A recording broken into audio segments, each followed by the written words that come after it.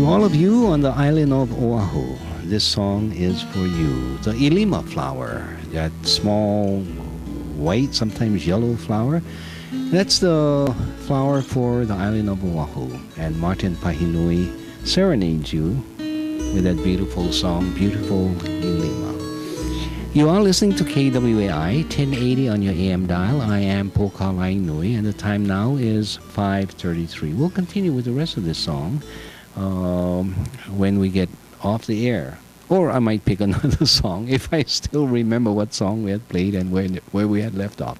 We were having an interesting discussion about history and how we review history and the different approaches we take to the discussion of history, and perhaps we are demonstrating some of the variety of approaches, and far be it for me to say what is right or what is wrong, but I do take some responsibility, being the host of this program, to at least act as a moderator, and to that I will use some discretion in the discussion as we proceed. So we continue with our discussion. Our telephone number here is 524-1080. If you would like to call, give us a call. We'll put you on the radio. Aloha caller, welcome to the program. Hi, Paul. Yes, hello. You stirred up a hornet's nest here with historical facts and historical myths and all that kind of stuff. Anyway, I want to get back to the sovereignty, not a popular idea. Mm-hmm. Actually, I have this. Let me read the whole letter. Oh, good. Thank you. Yeah, the verbatim, and then I'd like to respond to, because I think there's a lot of arrogance in this thing. Anyway, former Governor John Waihee asked the important question: if you're Native Hawaiian, do you support the restoration of sovereignty of the Hawaiian nation? So far, the answer, based on Native Hawaiians' response to a decade or more soliciting them to join such a nation, is no, and rightfully so. Native Hawaiians already live in the greatest country on earth, far from perfect, but the best. Why would they want to live? And here's the really arrogant part of it: live in the Pine Ridge. Actually, I put that's my introduction. On the Pine Ridge, South Dakota reservation, Indian reservation, where when they already lived in Hawaii, the United States of America. And I mean, you could just feel the arrogance of this. That I mean, it's, you know, we're the best. America, right and wrong, we're just the best you could be, and if you don't like it, lump it. You know, I mean, we came in here, we came in and occupied your territory, and we gave you the best. Yeah. Well, you asked a lot of Native Hawaiian folks, which I have, and they'll stick their finger up. They have gained from the United States of America. Occupying their land, you know, and their territory, and I just can't get this fellow looks like, well, from Kailua. I don't know, that has nothing to do, and he looks like he has a European name, you know. Yes. but I mean that is just this idea. I mean, I remember you talking about how the brainwashing that's been going on for since 1893 or before, really, starting with the missionaries that came here, all these outside groups that came here, and so talking about demonization, you were talking about homeless and that, but it's demonization of a native people that had a very sophisticated culture and a way of life, and in order for them to justify their occupation, and the reason why they had to come in and take over is because these savages didn't know how to run things, and by gosh, we'll show them how to run things, and well, you know, I mean, I think that's really, and I think that one last point, the really sad thing, I think you know more about this than I do, but I would think camp schools, educating a lot of Hawaiian folks who would be very much educating the people on the whole historical facts of what was happening, and how there really needs to be a self-governance. I don't know how much camp schools are even allowed to do that, but I think that's very important, because it's the generations to come that are going to have to try and fix this if it's going to be fixed, you know. Anyway, that's my rant. Okay, thank you very much for calling, and I enjoy listening to your rant. Take care. And you know, the thing about Pearl Harbor too, I think you're pretty much right on that. I mean,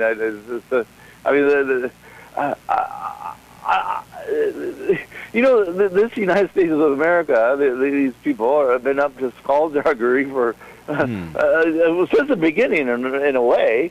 I mean, and they call themselves exceptionalists, and then they speak a good talk, but they don't really do a good. You know, I mean, they don't act on what they. Well, I always come back to the native or the Indian. White man talk with forked tongue. You know?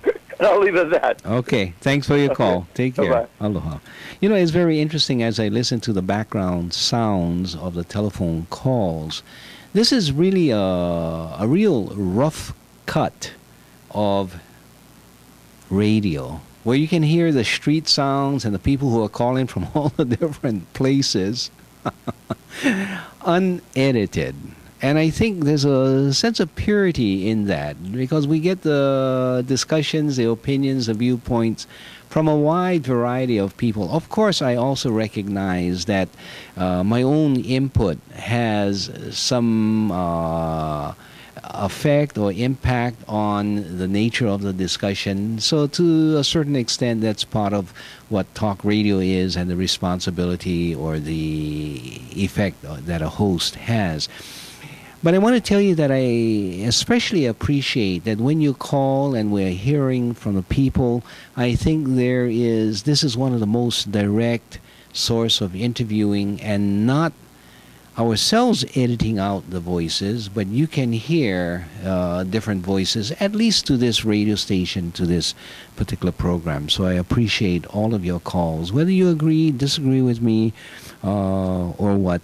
Thank you all for participating. Now, this is in no way saying that we're shutting down on the program now. I just wanted to make that observation with the last caller, and the many different conditions that we are in life here in Hawaii, and yet engaged in what we consider to be, what I at least consider to be an important discussion as we look at our current society, and as we try to project what should be the future of Hawaii.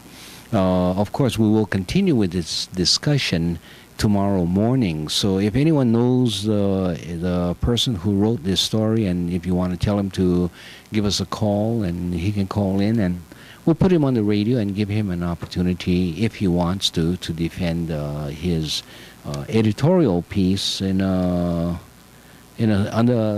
conditions such as we do have the opportunity to talk back. And guess what, folks? I now have found that article. It was on a Friday newspaper rather than on Saturday, and it was sovereignty, not a popular idea, according to Bill Wynhoff, W-Y-N-H-O-F-F, of Kailua. So if anyone knows Bill Wynhoff, you might mention that we have been talking about his article, not necessarily about him, because we don't know who him is, but we have been talking about his article and the ideas that he has expressed, or the opinion that he has expressed, not factually grounded, I find. You know, I just came back from Santa Fe, New Mexico, and there I participated in a conference that was sponsored by the federal government under some of their specialized agencies. And this one dealt with what is, the acronym is NREPP. And it's a National Register of Evidence-Based Practices. So it's, I guess, NREBP. I thought it was PP. But within the field of mental health and substance abuse, within the field of an organization called SAMHSA, the Substance Abuse Mental Health Administration, this is part of the U.S. government, what they do is they register those particular practices that they consider to be the best evidence or the best practices within the field. And for these practices, they call it the evidence-based practice. So it's not just someone saying, oh, this was real good, what they're doing over here or over there. But it needs to be tested with evidence. And so you need to show what the outcome has been. You need to show that you have records to reflect its effectiveness. You need to show who were the experts who participated in the formation of the practice, that it's printed in booklets or it's been written up in journal articles and the rest. So on one hand, they are asking indigenous people to not be hesitant, to go ahead and submit your practices that you have found effective, and we can add these practices to a list of the best practices across the United States of America. Okay. They invited us from Hawaii and attempted to incorporate us within the United States of America. I'll talk about that as a side discussion. But first, with regards to the practice itself, and at the end of the conference, there was quite a bit of discussion. Some of the tribes raised a question, who are those individuals who can assist us in submitting our practices? People who have doctorate degrees in psychology, who can use the language that we need to submit our practices to this NREP organization. And in that discussion, we talked about, not I, but others talked about various universities, maybe indigenous colleges, associations of indigenous representatives or indigenous people who are psychologists, doctorate in psychology, who could write these things to the government. And the microphone was finally passed to me as we went around the table and around the room, and I was given the microphone, and my remarks were the following. It seemed like I was in a church, and it seemed like a dream to be hearing this discussion about where can we find the priesthood who could take our messages to heaven and speak for us to heaven. And so I had to pinch myself to wake myself up to find that, hey, we're in Santa Fe, not in a dream world, not in a church. So why are we so interested in looking for this priesthood, they're now called psychologists with a doctorate degree, to speak for us to heaven? And perhaps heaven needs to learn how to listen to the people without having going through a priesthood. I guess it somewhat shocked the members on the panel who were government employees or government consultants. And I think it also woke up some of our indigenous people to stop this kind of transaction in which we continue to support this elitist approach to caring for our people. And I suggested that the comparison is between elitism and egalitarianism.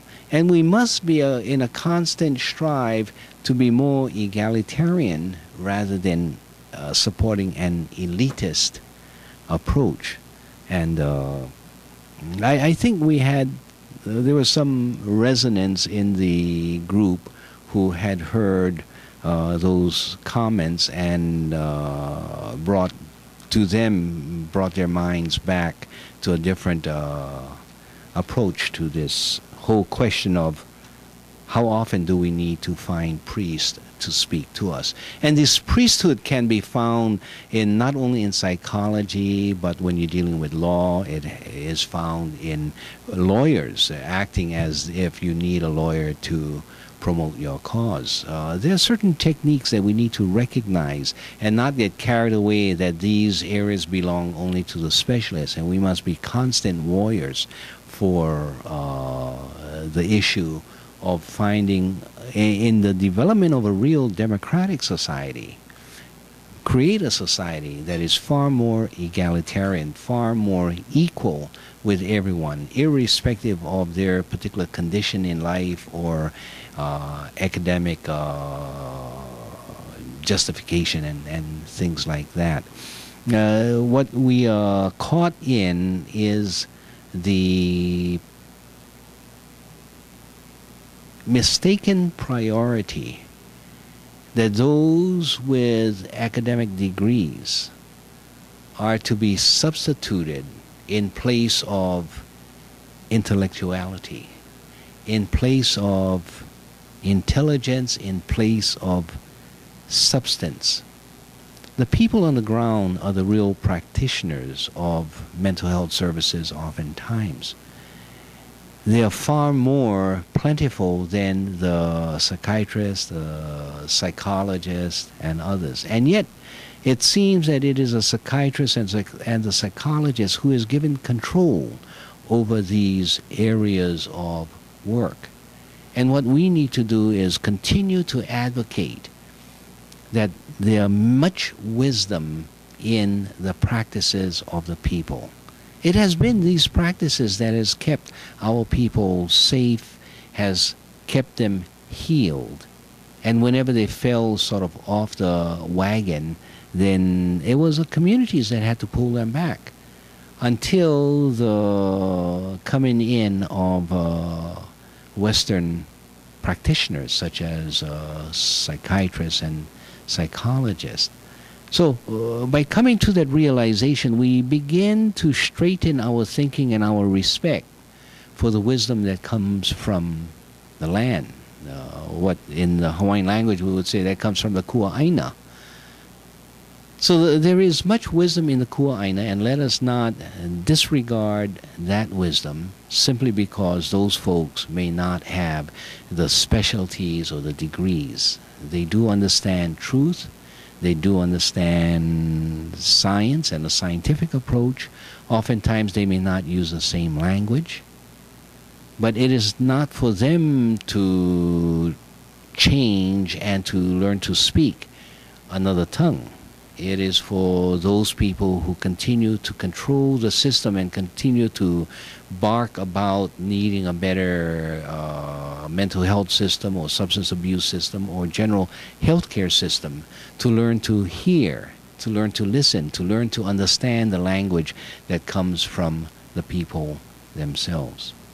So that was the first point that I tried to bring across.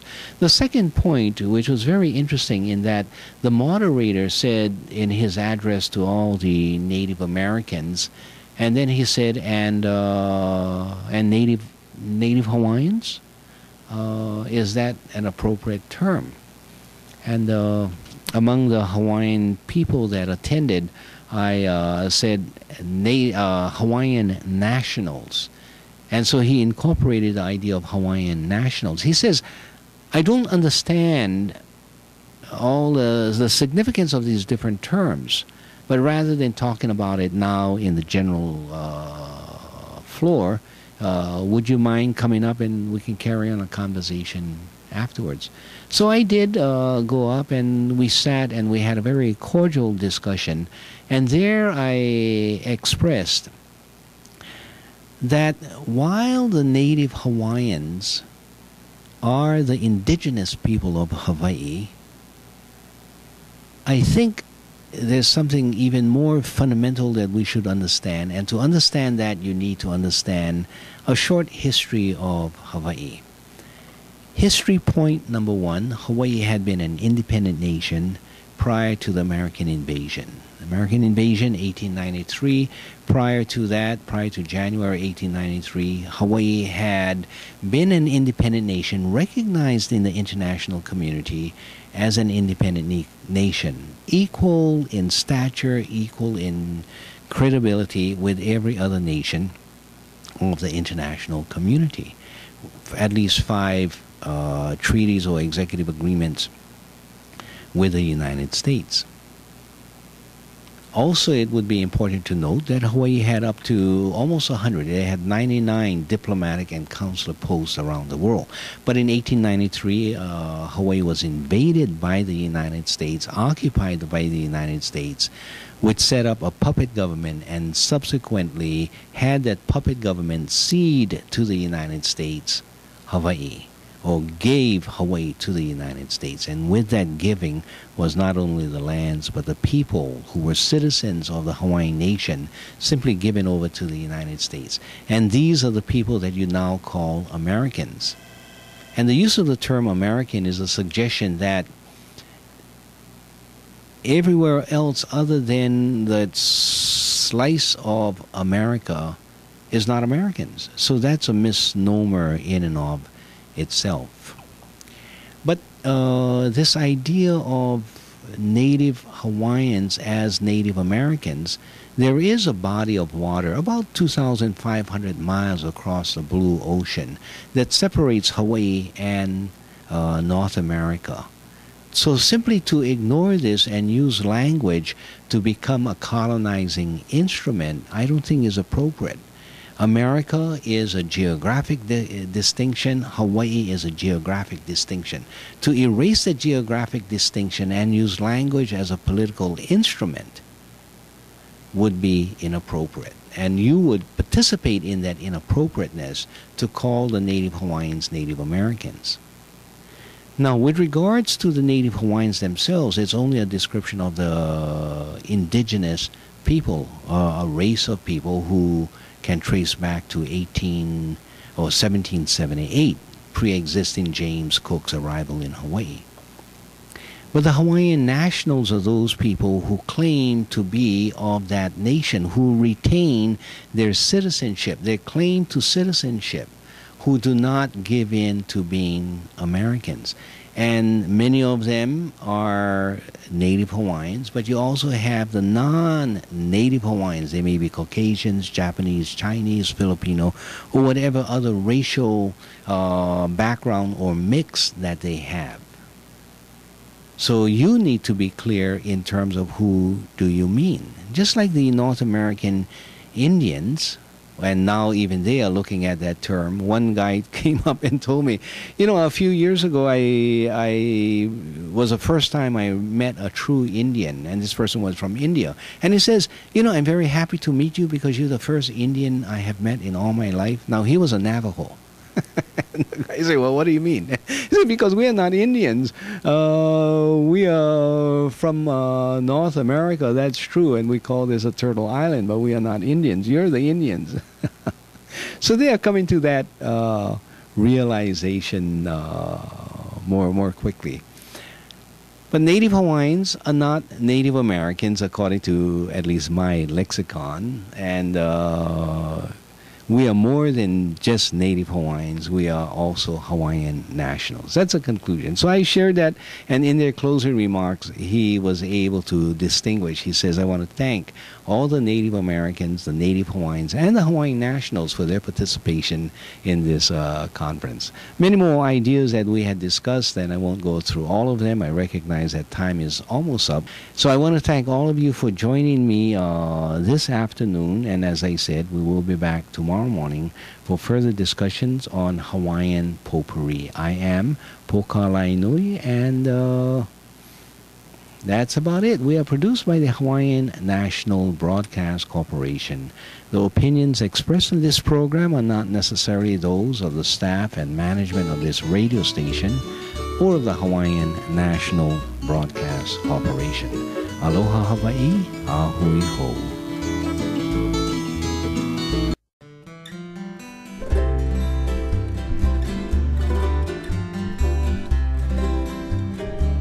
Kaulana na pu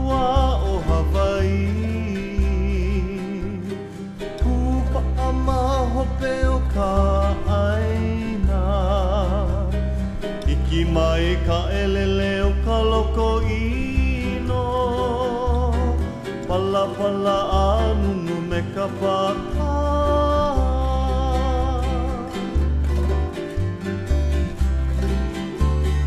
Pane mai Hawaii moku o ke ave